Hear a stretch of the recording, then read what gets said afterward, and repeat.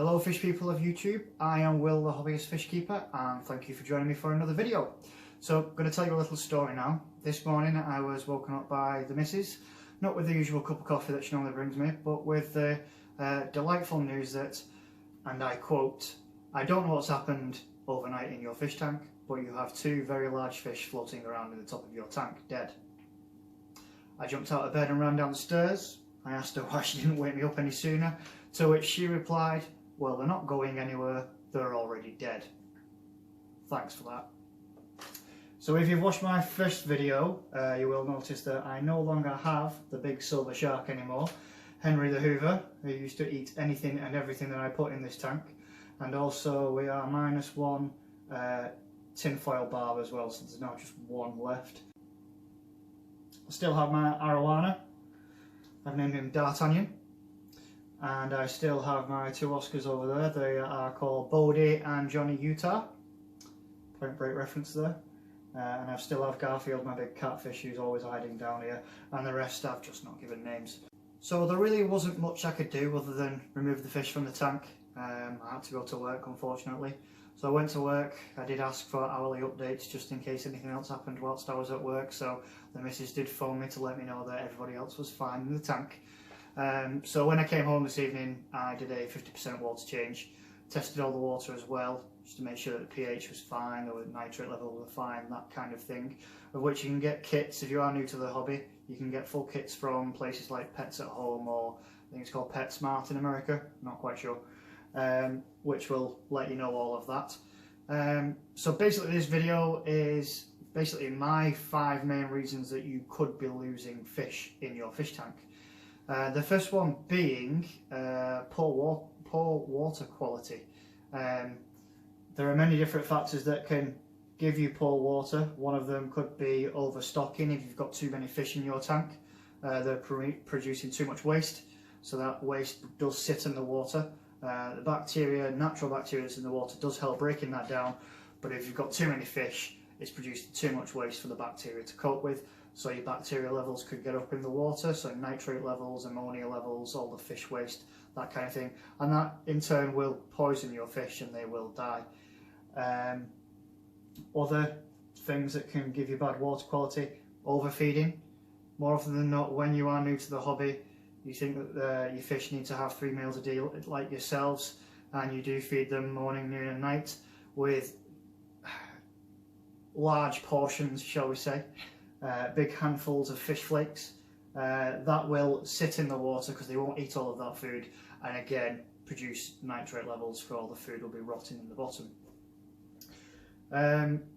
The second one, going on to number 2, would be parasites and disease. Unfortunately it happens to us all. Sometimes if you're introducing a new fish to the fish tank from the pet shop, they may already have a parasite in them. Quite a lot of, should we say, professional fish keepers, they have quarantine tanks, so they will keep their fish in a quarantine tank and treat them before they introduce them to the main tank. Your average hobbyist like myself, doesn't have the room to have 5 million tanks set up for these quarantine tanks, so you do have to introduce fish directly into your aquarium.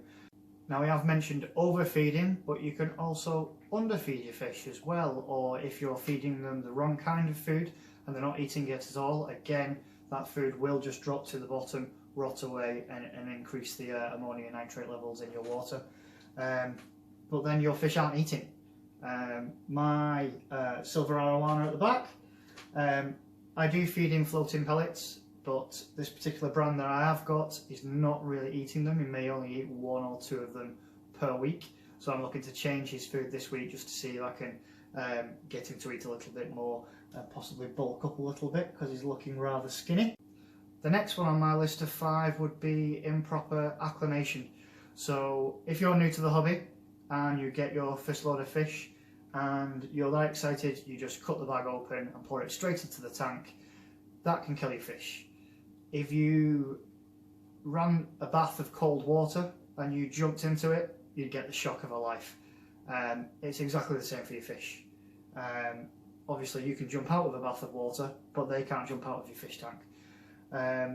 It will shock your fish, it will put them into shock, they will more than likely drop to the bottom and when they're in shock they are susceptible to other things.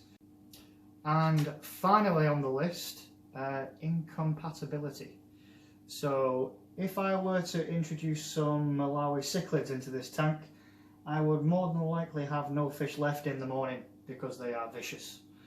I was told that I wouldn't be able to keep Oscars and the arowana together, but I introduced them with a tank divider and slowly took that out after a week, and they get on perfectly fine.